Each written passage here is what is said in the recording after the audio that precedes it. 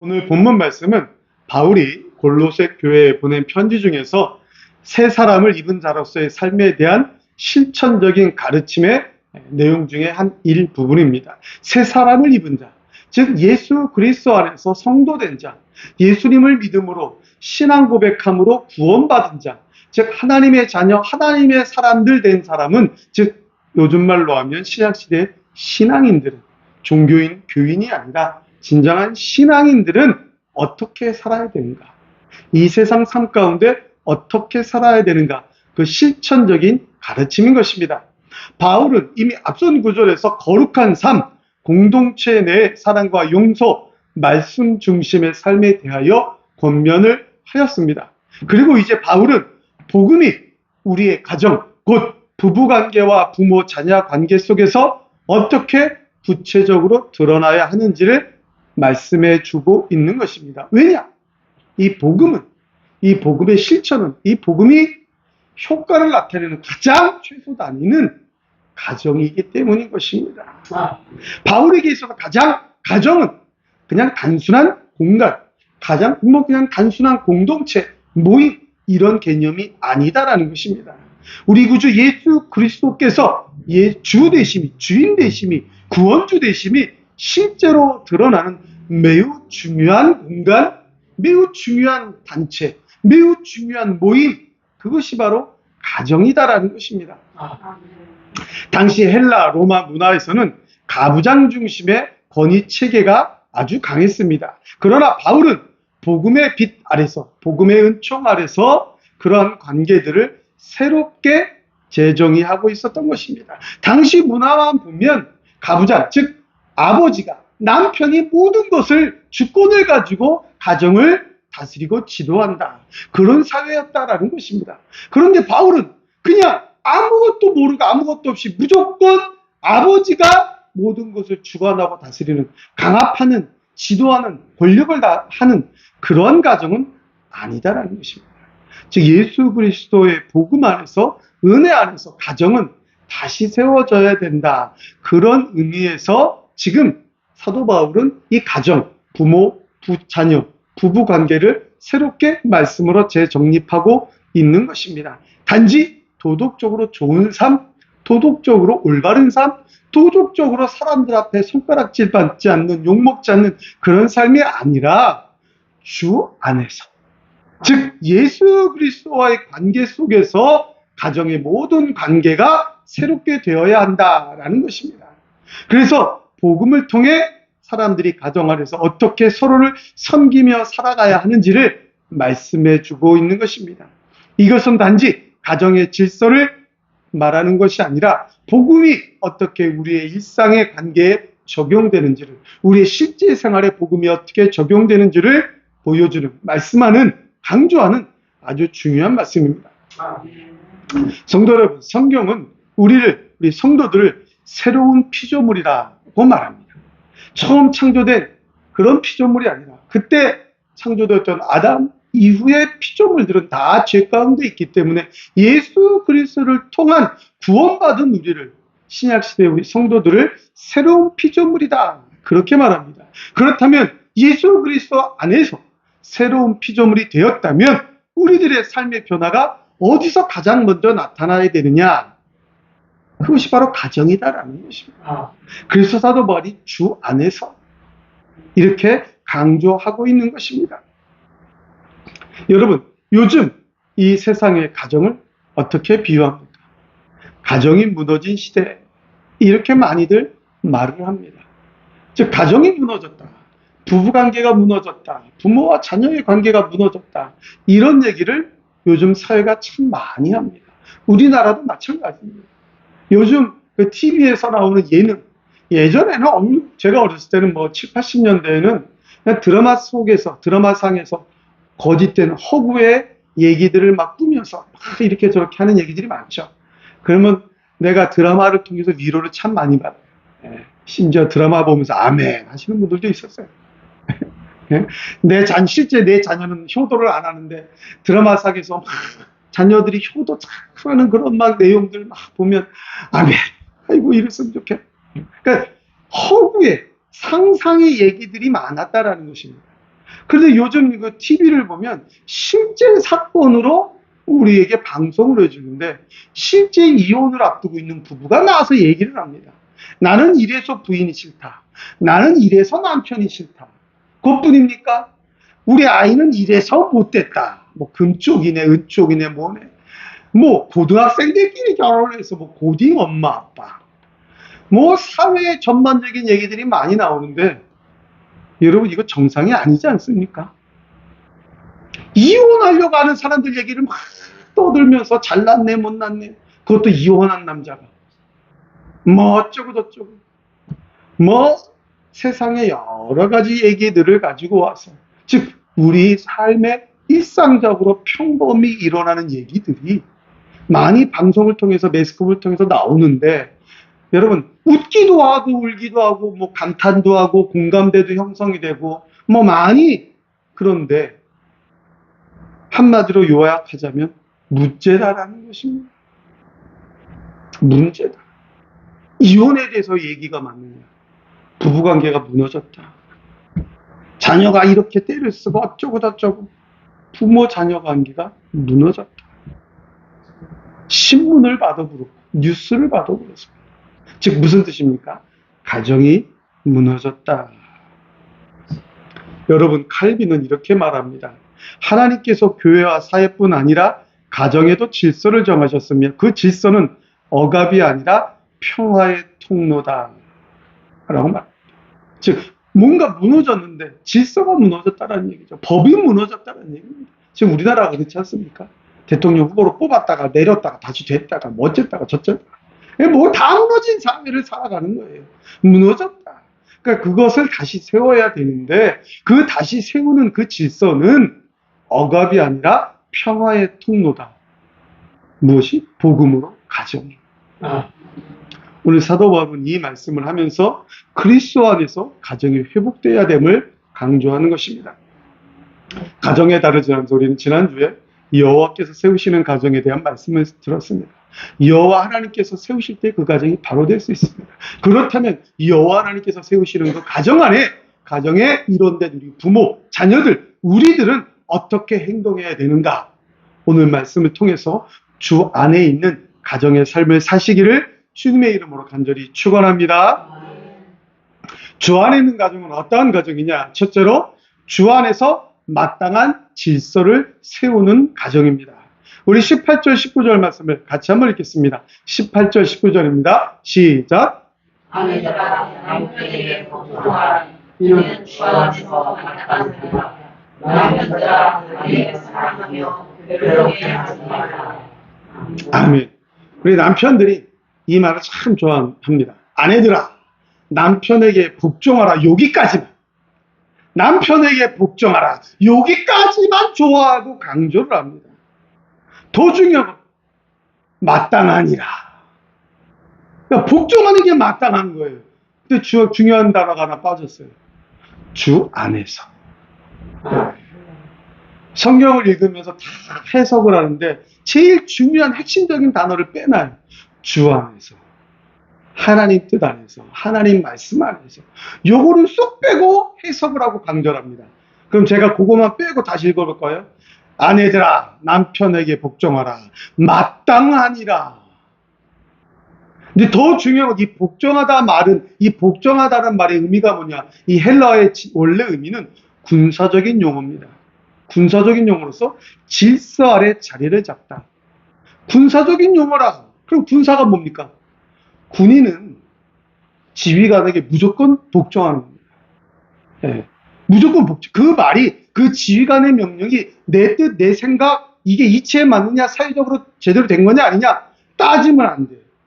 무조건 복종입니다. 네, 무조건 따라야 돼요. 전쟁에 나가서 야 저기 도망가는 적군 아무리 어려 보여도 죽여라! 그럼 죽여야 돼요. 그게 맞잖아요. 이거 무조건 복종이에요. 그런 군사적인 용어다라는 것입니다. 그러니까 더 좋죠 남편들? 야 이제 집에 가가지고 우리 아내를 확 휘어져 봐야 되겠다. 정말 중요한 단어가 빠졌습니다. 주 안에서. 주 안에서. 이 주 안에서라는 말은 단순히 위치 개념 그런 뜻이 아니라 예수 그리스도와의 인격적인 관계 안에서 그런 뜻입니다. 즉 먼저 예수 그리스도와의 인격적인 관계 안에서 그분의 통치 아래 있어야 된다. 그런 뜻입니다. 그러니까 다시 말하면 무슨 뜻입니까? 남편이 먼저 예수 그리스도 안에서 인격적인 관계를 맺어야 된다는 얘기입니다. 남편이 먼저 예수 그리스도 안에서 인격적인 관계를 맺고 예수 그리스도의 뜻에 순종하는 그러한 신앙의 위치에 있을 때에 아내들은 남편에게 복종하는 것이 마땅하다. 그런 뜻입니다. 그래서 여기서 말하는 복종은 여성의 열등함을 말하는 것이 아니라 하나님께서 정해주신 질서다라는 것입니다. 여러분, 여기서 말하는 복종은 그저 남편이 가지고 있는 지위, 권력, 남편이 가지고 있는 능력, 남편의 성격, 그것에 따라서 복종하라는 것이 절대로 아니다라는 것입니다. 그 남편이 예수 그리스도와의 관계 속에서 가지고 있는 신앙, 그 남편이 가지고 있는 하나님을 향한 경외, 믿음, 그것을 보고 그 안에서 남편에게 순종하라. 여러분, 성경은 부부가 다르다고 얘기하지 않습니다. 부부와 동등하다라고 말합니다. 하나님이 아담을 창조하실 때 처음부터 그렇게 창조하셨어요. 처음부터 그렇게 창조의 원리를 사도 바울이 다시 한번 되새겨주고 있는 거예요. 부인들은, 아내들은 남편의 신앙을 보라는 것입니다.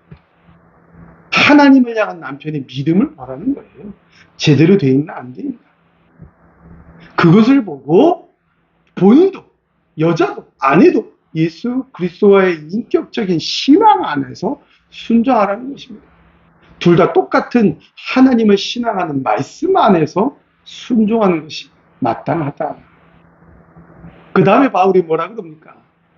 아내를 향하여서 남편을 향하여서 남편들아 아내를 사랑하며 괴롭게 하지 말라. 성경은 끝까지 읽어야 되는 거예요. 그죠? 네.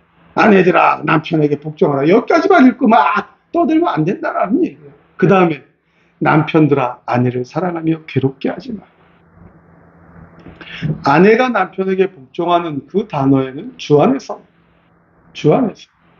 즉 하나님 관계 속에서 예수 그리스도의 관계 속에서의 신앙의 관계, 남편이든 아내든 신앙의 관계 속에서 부인이 생각하고 그 믿음 안에서 자기가 자신이 예수 그리스도의 말씀에 순종하고 또 그 예수 그리스도의 말씀에 순종하는 남편에게 순종하라는 것인데 남편들은 아내를 사랑하라고 말합니다. 이 사랑하라는 말은 헬러 아가피오. 무슨 뜻입니까? 헌신적인 희생적인 사랑. 우리가 잘 알고 있는 아가페의 사랑입니다. 이 아가페의 사랑이 어떤 사랑입니까? 하나님께서 독생자 예수 그리스도 우리를 구원하기 위하여 보내준 그 사랑을 말할 때 아가페라고 합니다. 예수 그리스도가 우리를 구원하시기 위하여 우리를 사랑하시기 때문에 구원하시기 위하여 살찌는 채찍을 맞으신 것. 십자가에 못이 박혀 피와 눈물을 다 쏟아내신 대신 당하신 그 희생과 그 헌신, 그 사랑을 말할 때 아가페 그런 뜻. 그럼 남편이 어떻게 아내를 사랑해야 되는 겁니까? 다 주어야 됩니다.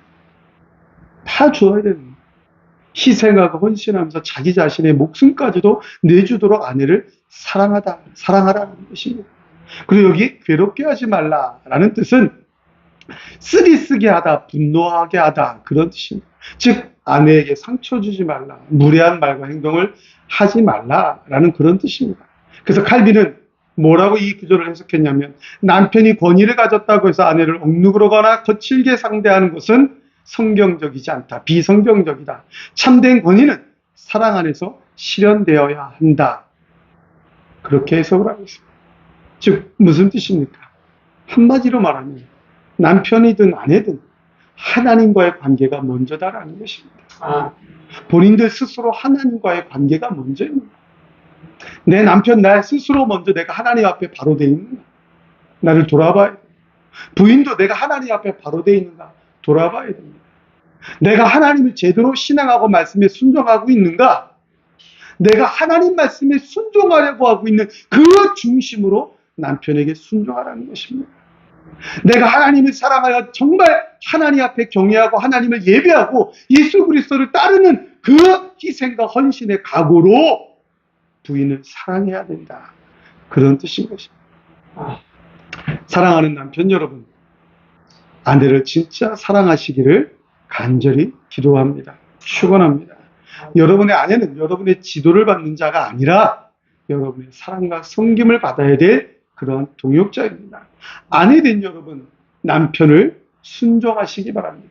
남편의 말에 남편이 하나님 앞에 온전히 하나님 뜻대로 세워질 수 있도록 남편을 세워주기 위하여 순종하시길 바랍니다. 그것이 바로 성경이 말하는 남편과 아내, 부부 간의 관계입니다.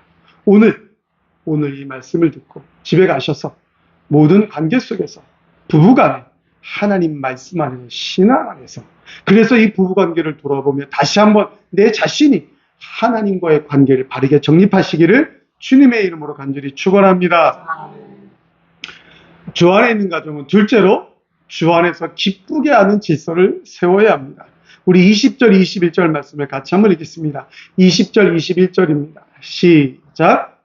자녀들아 모든 일에 부모에게 순종하라. 이는 주 안에서 기쁘게 하는 것이라. 아비들아 너희 자녀를 노엽게 하지 말지니 나시 말까 하느니라. 아멘. 여기 자녀들을 향해서 모든 일에 부모에게 순종하라고 말합니다. 이 순종하라는 말은 귀를 기울여 듣다 그런 뜻입니다. 그러니까 즉 단순히 행동 하나만 따르라는 것이 아니라 마음 중심에서부터 부모를 공경하라 그런 뜻입니다. 성경은 부모의 공경에 대해서 또 부모를 공경하는 자녀가 받을 축복에 대해서 많이 강조를 하고 있습니다.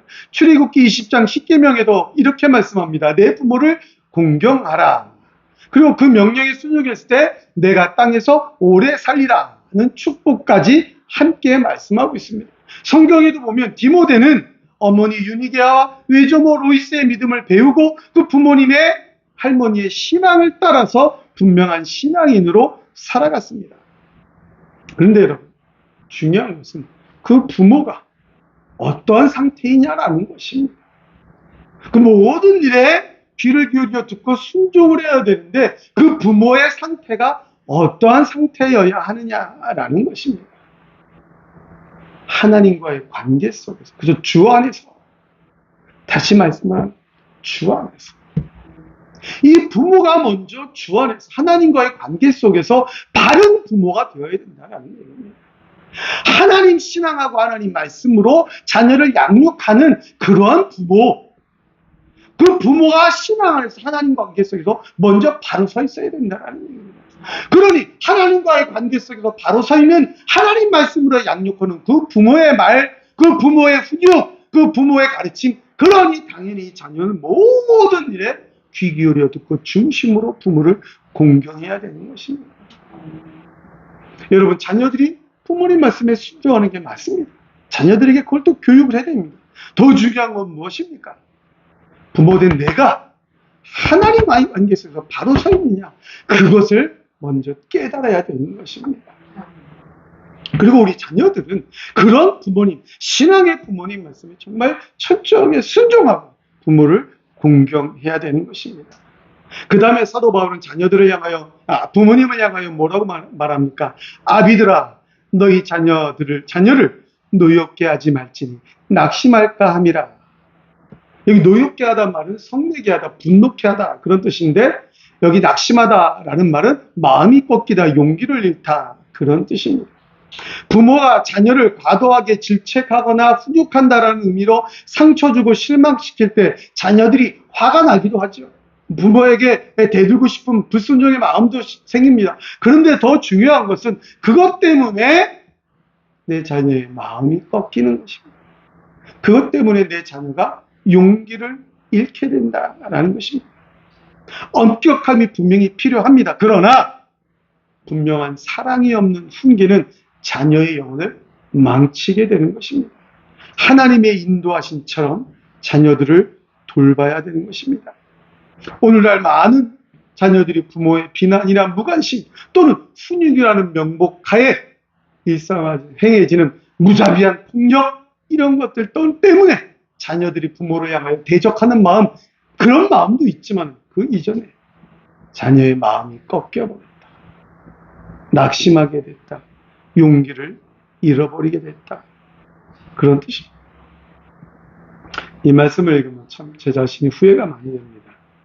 어린 자녀들을 양육할 때 잘 몰라서 제 분노로 그렇게 훈육하지는 않아. 훈육이 아니죠. 그냥 제 분노를 쏟아내질 않았나. 많이 후회를 합니다. 이 말씀을 준비하면서도 많이 후회를 하고 회개를 했습니다. 우리 내 자녀들이 많이 아팠겠구나. 마음이 꺾였겠구나. 용기를 잃었겠구나. 훈육이 아니었구나. 그런 회개를 하게 됩니다. 그럼에도 우리 하나님께서는 이런 못난 부모보다는 하나님 뜻에 순종하고자 하는 그 자녀들을 긍휼히 여기셔서 그래도 아들을 목사로 키워주셨고 딸을 이렇게 잘 키워주셔서 하나님 감사합니다 라는 기도를 하게 됩니다. 더 중요한 것은 부모와 자식 간의 이런 관계 속에서 주 안에서 질서가 세워질 때 기쁘게 하는 것이다. 하나님을 기쁘게 한다. 여기 기쁘게 한다라는 말은 받아들여진다, 하나님께 합당하다 그런 뜻입니다. 즉 무슨 뜻입니까? 부모와 자녀 간의 올바른 관계가 될 때 자녀는 부모님 말씀에 순종하고 부모는 자녀들을 노엽게 하지 않고 하나님 말씀으로 잘 양육할 때 그것이 하나님께 기쁘게 된다. 하나님 보시기에 합당하다 그런 뜻입니다. 여기 기쁘게 하다 이 단어가 어떻게 쓰여졌나 성경에서는 하나님께 드려지는 예배 그런 의미로 쓰여졌습니다. 즉 로마서 12장 1절에 하나님이 기뻐하시는 거룩한 산제사 이런 단어로 이런 말을 사용할 때 이런 기쁘게라는 표현이 사용된 것입니다. 하나님이 기뻐하시는 거룩한 산제사. 우리가 예배 드릴 때 기도할 때 뭐라고 기도합니까? 하나님 내가 오늘 하나님 앞에 올려드리는 거룩한 산제사가 되게 해주세요. 하나님이 기뻐하시는 산제사가 되게 해주세요. 그렇게 기도를 하지 않습니까? 부모와 자녀 간의 관계가 그런 관계다라는 것입니다. 자녀가 부모에게 온전히 순종할 때 그렇게 하나님이 기뻐하시는 산제사로 받아들여지는 것입니다. 부모가 자녀를 하나님 말씀으로 잘 양육할 때에 그렇게 하나님이 기뻐하시는 산제사로 받아들여지는 것입니다. 이것이 바로 우리가 세워야 될 하나님 안에서 받은 질서요, 가정의 질서로 세워지는 것입니다.